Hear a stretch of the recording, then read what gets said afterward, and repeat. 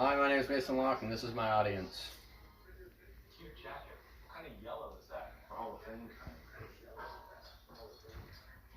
Alright. As the youth hunter was sitting in the woods, way up in the trees, 5 big deer came out into the open field. As he lined up his scope on the biggest deer, he realized if this could help protect and keep the population under control.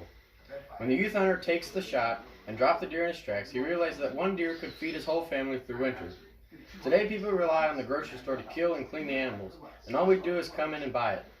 In this world, people would say putting on camo and hunting means we are partaking in unethical practice. I choose to say hunting is ethical because it helps control population and is a way for survival.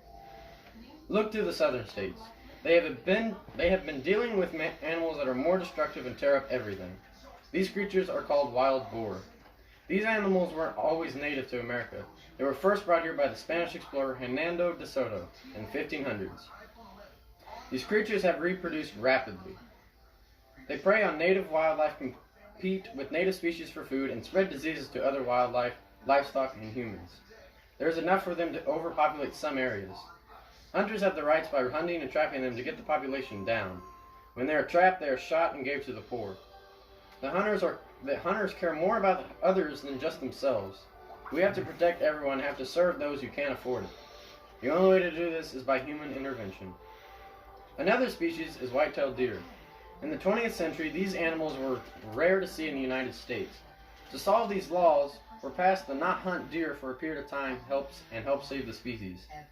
These laws were strictly enforced for does, female deer.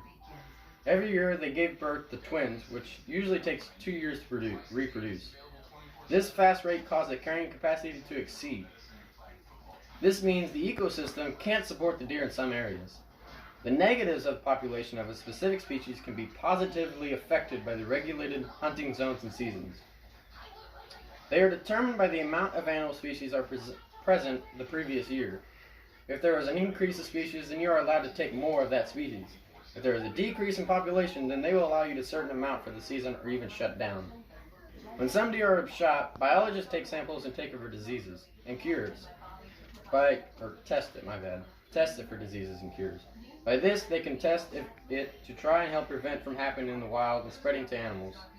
If this is not enough to prove hunting is ethical, hunting also plays a large part in conservation of the wilderness. Hunting organizations contribute to millions of dollars to conservation areas. Also, items sold for hunting receives a federal excise tax. It's distributed to state agencies where it supports wildlife management companies. Hunting is just for people to get out and explore the outdoors. The more time they spend, the harder they will fight for preservation. In conclusion, hunting is ethical. It is our time to help regulate the number of species and to control the population. Hunting is a valuable tool to accomplish these tasks. Thank you.